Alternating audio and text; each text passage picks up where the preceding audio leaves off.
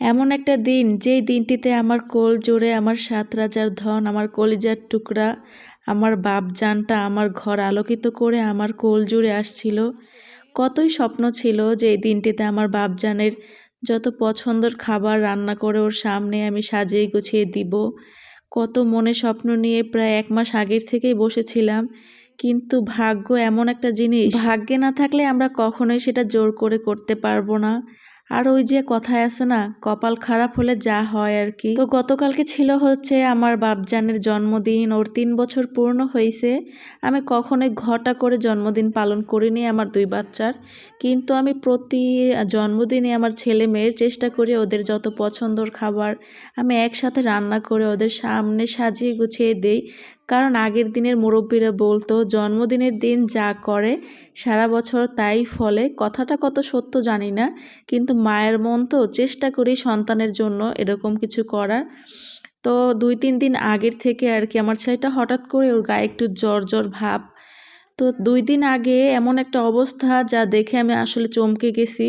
হঠাৎ করে এতদিনে কিছু হলো না, এই যে পায়ে দেখতেছেন পুরো শরীরে আর কি। এটা হচ্ছে গতকালকের আগের ভিডিও করা ওর। তো আজকের অবস্থা কালকের অবস্থা প্রচুর খারাপ ছিল। তো হঠাৎ করে ওর শরীরে পক্স, এটাকে পক্স বলে। তো ডাক্তার দেখানোর পর ডাক্তার বলতেছে একদমই নিষেধ, কোনো কিছু খাওয়া যাবে না, শুধু আলু ভর্তা, তারপরে তেল মশলা মানে কোনো জাতীয় খাবার না। আর আগের দিনের মুরব্বীরা কিন্তু মানে দেশে দেখতাম আমাদের ভাই বোনদের যখন পক্স উঠতো বা হাম দেখতাম মানে ঘরের বাগারই দেওয়া যাইতো না, বাগার দিলে নাকি শরীরে মানে এরকম উঠে। আসলে কি আমরা যতই এই জেনারেশনের মানুষ হই না কেন, কিন্তু সন্তানের ভালোর জন্য আমরা কিন্তু কুসংস্কারও বিশ্বাস করি।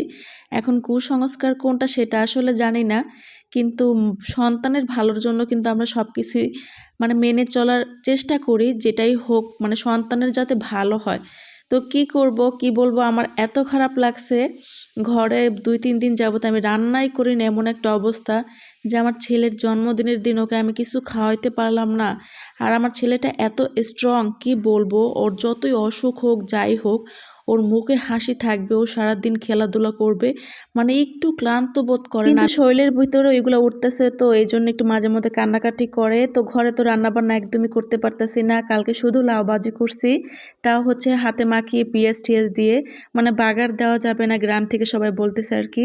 আর এই আজকে ডাল রান্না করছে, এটাও সত্যি কথা হাতে মাখিয়ে। এই জন্য আর ভিডিওটা নেই নাই, কারণ এই ভিডিও আর কী দিব আর কে কী দেখবে।